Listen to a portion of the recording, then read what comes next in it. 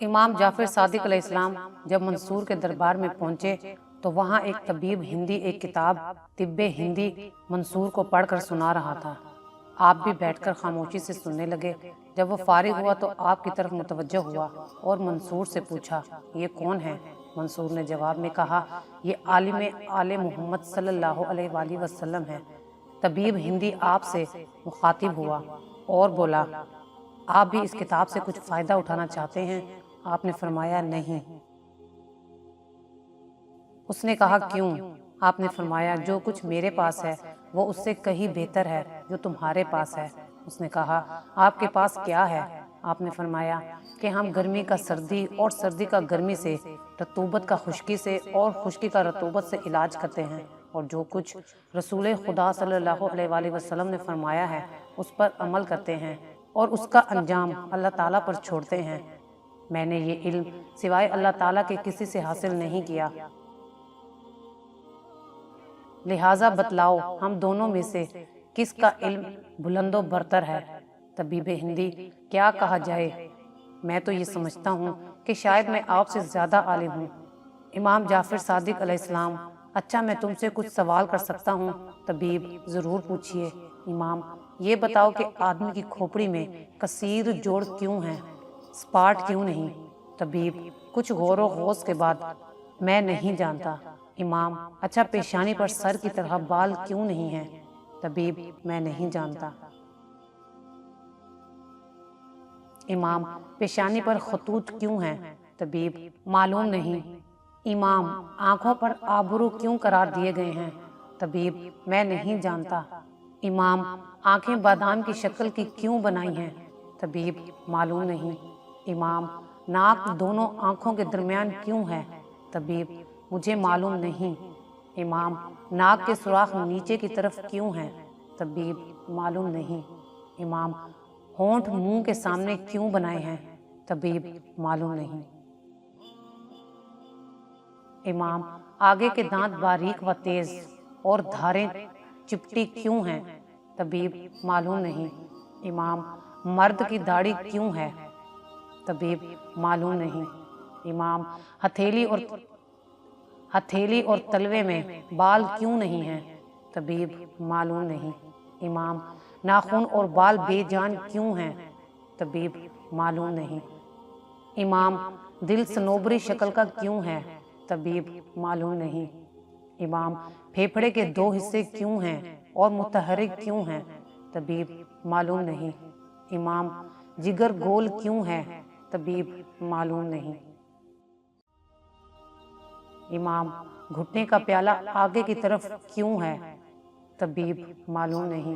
امام، میں خدائے دانا و برتر کے فضل سے ان تمام باتوں سے واقف ہوں۔ طبیب، فرمائیے، میں بھی مستفید ہوں۔ امام، تو پھر یہ غور سے سنو جوابات۔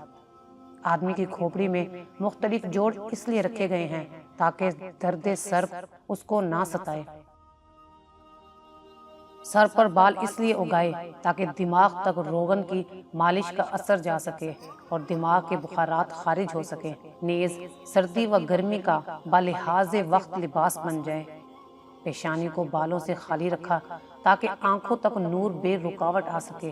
پیشانی پر خطوط اس لیے بنائے ہیں تاکہ پسینہ آنکھوں میں نہ جائے۔ آنکھوں کے اوپر آبرو اس لیے بنائے تاکہ آنکھوں تک بقدر ضرورت نور پہنچے۔ دیکھو، جب روشنی زیادہ ہو جاتی ہے تو آدمی اپنی آنکھوں پر ہاتھ رکھ کر چیزوں کو دیکھتا ہے۔ ناک دونوں آنکھوں کے درمیان اس لیے بنائی ہے تاکہ روشنی کو برابر دو حصوں میں تقسیم کر دے تاکہ معتدل روشنی آنکھوں تک پہنچے۔ آنکھوں کو بادام کی شکل اس وجہ سے دی تاکہ آنکھوں میں جو دوا سلائی سے لگائی جائے اس میں آسانی ہو اور میل آنسوؤں کے ذریعے بآسانی خارج ہو سکے۔ ناک کے سوراخ نیچے کی طرف اس لیے بنائے تاکہ مغز کا میل وغیرہ اس سے خارج ہو اور خوشبو بذریعہ ہوا دماغ تک جائے اور لقمہ منہ میں رکھتے وقت فوراً معلوم ہو جائے کہ غذا کثیف ہے یا لطیف۔ ہونٹ منہ کے سامنے اس لیے بنائے کہ دماغ کی کثافتیں جو ناک کے ذریعے آئیں منہ میں نہ جا سکیں اور خوراک کو آلودہ نہ کر دیں۔ داڑھی اس لیے بنائی تاکہ مرد اور عورت میں تمیز کی جا سکے، ورنہ بڑا شرمناک طریقہ اختیار کرنا پڑتا۔ آگے کے دانت باریک اور تیز اس لیے بنائے گئے تاکہ غذا کو کاٹ کر ٹکڑے ٹکڑے کر سکیں، اور دھاروں کو چوڑے چپٹے اس لیے بنائے تاکہ وہ غذا کو پیس سکیں۔ ہاتھوں کی ہتھیلیاں بالوں سے اس لیے خالی رکھیں تاکہ قوت لازمہ چھونے کی قوت صحیح کام انجام دے سکے۔ ناخن اور بالوں میں جان اس لیے نہیں کہ ان کے کاٹنے میں تکلیف کا سامنا بار بار نہ ہو۔ دل کو صنوبر کی شکل اس لیے دی گئی تاکہ اس کی باریک نوک پھیپھڑوں میں داخل ہو کر ان کی ہوا سے ٹھنڈی رہے۔ پھیپھڑوں کو دو حصوں میں اس وجہ سے تقسیم کیا گیا کہ دل دونوں طرف سے ہوا حاصل کر سکے۔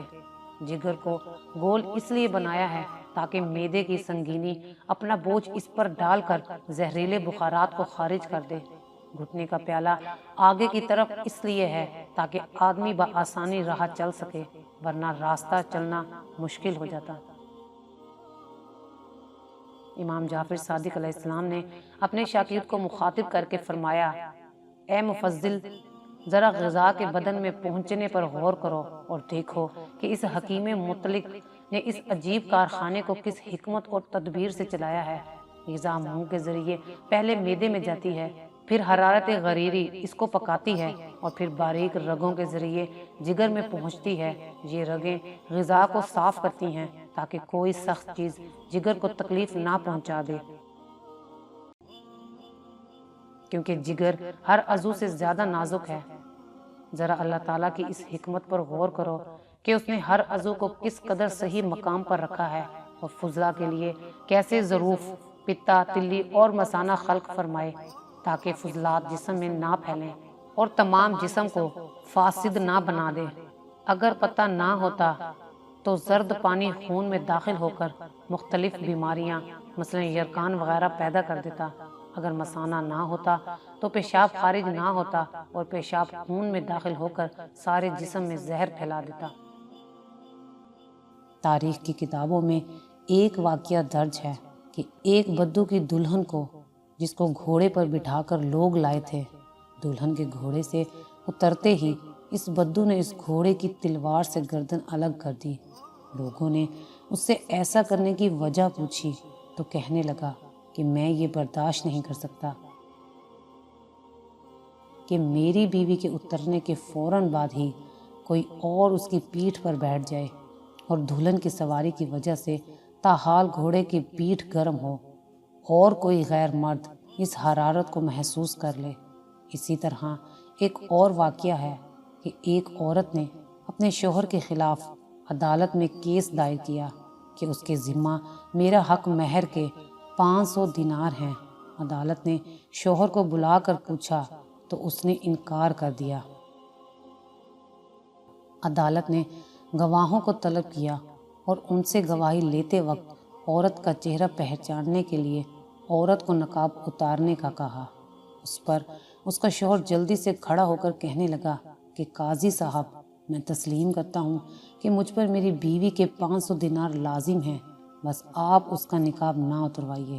یہ سن کر بیوی کہنے لگی کہ قاضی صاحب، آپ اور تمام حاضرین گواہ رہیں کہ میں نے اپنا حق مہر معاف کیا، بخش دیا ان کو۔